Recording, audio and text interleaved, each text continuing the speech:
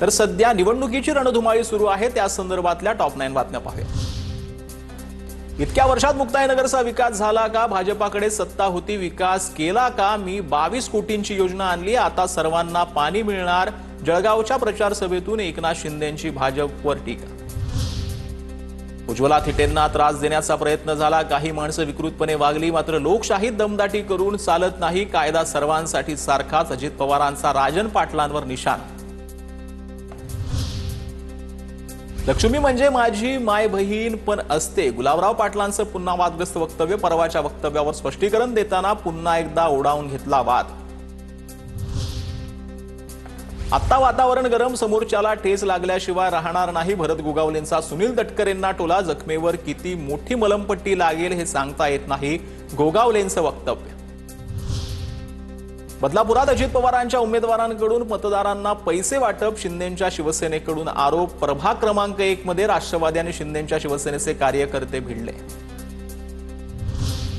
बदलापुरात अजित पवारांच्या राष्ट्रवादीच्या उमेदवारांकडून मतदारांना पैसे वाटप प्रकरण, उमेदवार प्रभाकर पाटील यांनी आरोप फेटाळले। बदनाम करण्यासाठी विरोधकांकडून कटकारस्थान सुरू, प्रभाकर पाटलांचा आरोप। भाजपचे कार्यकर्ते व्यावसायिक सुद्धा असतात, घरात पैसे ठेवणं काही चुकीचं नाही। मालवणमध्ये सापडलेल्या पैशाच्या प्रकरणावरती चित्रा वाघ यांची प्रतिक्रिया। कोल्हापुरातील मतदार यादीतील घोळ संपेना, कोल्हापूर शहरामध्ये 19,000 मतदारांचा पत्ता सापडेना। निवडणूक पुढे गेली तरी चालेल, पण मतदार यादी दुरुस्त करावी, काँग्रेसचे आमदार सतेज पाटील यांची मागणी।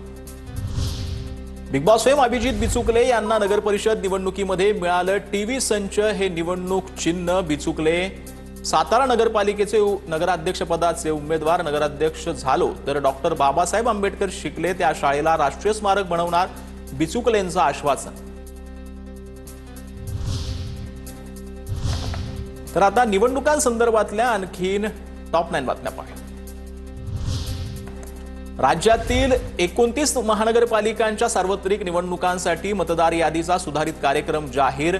हरकती आणि सूचनांसाठी 3 डिसेंबर पर्यंत मुदतवाढ। आयोगाच्या महत्त्वाचा निर्णय जो आहे तो आयोगाकडून घेण्यात आला आहे। पुणे पालिकेतील मतदार याद्यांमधील अनेक त्रुटी समोर, त्यामुळे मतदार याद्यांवरील हरकती नोंदवण्यासाठी मुदतवाढ। नागरिकांना 3 डिसेंबर पर्यंत हरकती नोंदवता येणार, तर आतापर्यंत पुण्यातील मतदार याद्यांवर 3,343 हरकती दाखल करण्यात आल्या। तर आता या संदर्भात अजित पवार यांची राष्ट्रवादी सोलापूर महानगरपालिका निवडणूक सोहळ्यावर लढवणार आहेत। राष्ट्रवादीचे नेते आणि विधानसभेचे उपसभापती अण्णा बनसोडे यांनी ही घोषणा केली। नागपुरामध्ये डिगडोहमध्ये भाजपच्या उमेदवाराकडून पोलीस शिपायाला मारहाण करण्यात आलेली आहे। उमेदवार अनिल शर्मांसह कार्यकर्त्यांकडून मारहाण झाल्याचा व्हिडिओ व्हायरल करण्यात आलाय। पोलिसांकडून मारहाणीचा गुन्हा दाखल करण्यात आलाय। पोलिसाला जीवे मारण्याचीही धमकी देण्यात आलेली आहे। मुंबई महापालिकेसाठी भाजपाकडून तयारीला वेग आला। इच्छुकांच्या मुलाखतींना सुरुवात झालेली आहे। 2 आठवड्यात मुलाखती पूर्ण करून नाव सादर करण्याचे निर्देश देण्यात आलेले आहेत। युवा पदाधिकाऱ्यांना संधी मिळण्याचे संकेत मिळतात। वरळी मतदारसंघात 1,500 ते 2,000 दुबार मुस्लिम मतदार आहेत। आदित्य ठाकरे यांचं मतदारांमुळे निवडून आले का? नवनाथ बन यांचा आदित्य ठाकरेंवर निशाणा। कोल्हापूर महानगरपालिकेच्या प्रारूप मतदार यादीवरून शिवसेना आक्रमक। शिवसेनेच्या शिष्टमंडळानं महापालिका प्रशासकाची भेट घेतली। मतदार यादीतील घोळ तात्काळ सोडवण्याची मागणी। शिवसेना आमदार राजेश क्षीरसागर यांचीही उपस्थिती। 1 वर्षाचा हा कर्ज वसुली थांबवण्याचा निर्णय तात्पुरता उपयोगी पडेल, पण गरज भागणार नाही। सरकारच्या निर्णयावर शरद पवारांचं मत। शेतकऱ्यांना दिलेली मुदत पुरेशी नाही, अशीही प्रतिक्रिया। भाजपा मुंबई अध्यक्षांच्या कार्यालयावरील इंग्रजी फलकावरून वाद। अमित साठम यांच्या कार्यालयावरील फलक इंग्रजी भाषेत असल्यानं मराठी एकीकरण समितीने यावर आक्षेप घेतला।